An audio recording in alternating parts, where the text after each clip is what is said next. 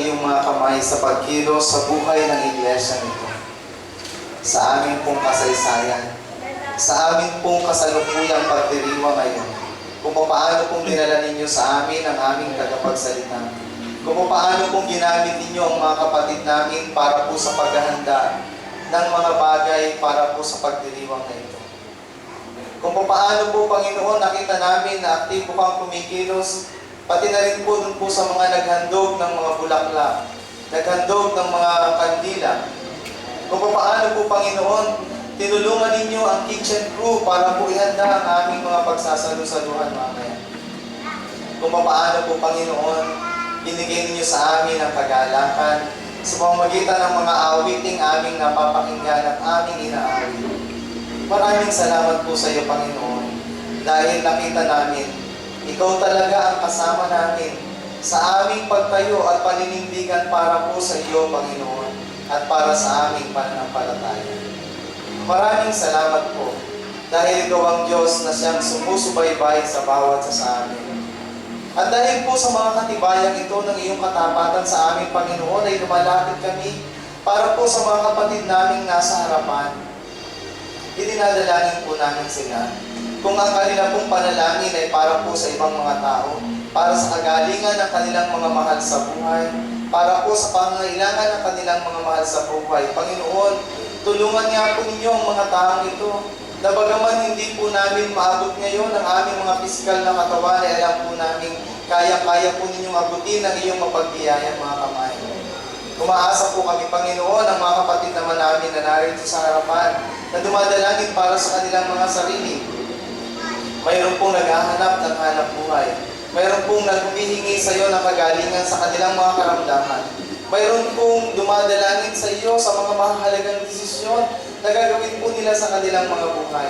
Maaari pong mayroon sa kanila na naghahanap ng mga pamumaraan, paano pa po mapaglilingkuran. Panginoon, kung paano kung kami ay palagi ninyong binibigyan ng magagandang mga sorpresa sa aming mga buhay. Ganun nga po, Panginoon, ang gawin ninyo sa buhay ng mga kapatid kong ito para po makita po nila na ikaw talaga ang Diyos na siyang aktibong kasama namin at gumagawa sa aming mga buhay tungo po sa aming kabubuti at ikauunlad ng aming mga pananampalataya.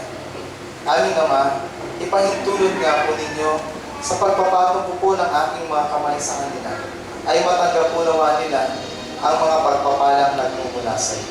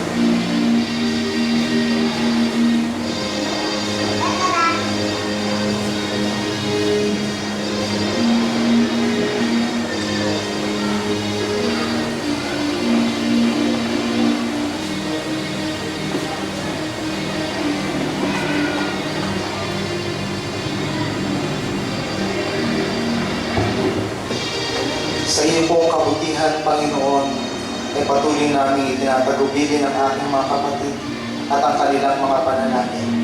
Alang-alang sa pangalan ng aming Panginoong Hesus. Amen.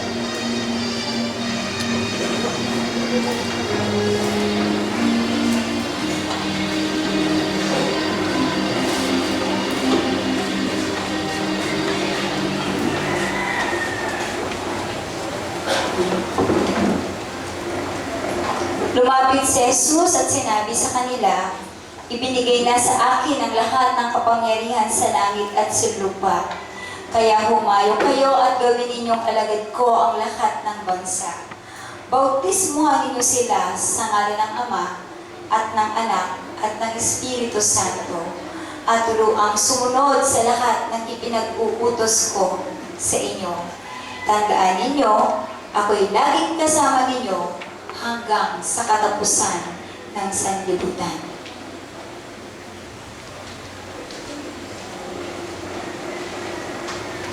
Sige po, tumayo po tayo lahat. Lord, bago po ninyo ibigay ang inyong banal na bendisyon, payagan po ninyo kaming magayag sa lahat. Tunay na napakadakila ninyo na sa 58 taon na kung paano ang inyong mga anak ay sinuong ang maraming karanasan, ngayon ay nanagumpay at nalaman. Lord, alam naming napagpala kaming lahat mula sa simula hanggang sa pagtatapos. Salamat din po sa napakahalagang mensahe ng pag-ibig, ng kababahan, ng kapatan sa pamagitan ninyo para sa aming mga buhay. Lalabas kami sa tahanan ito na kami puspos ng pagkapala. Tunay na napakadakila ninyo.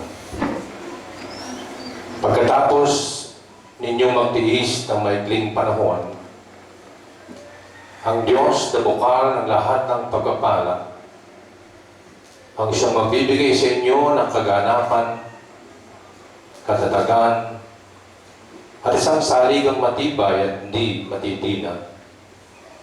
Siya rin ang humirang sa inyo upang makihati kayo sa kanyang walang hanggang kaluwalhatian.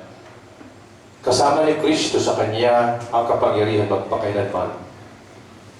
Kung paano tayo pumasok at sumamba, lumabas tayong maglingkod para sa marami.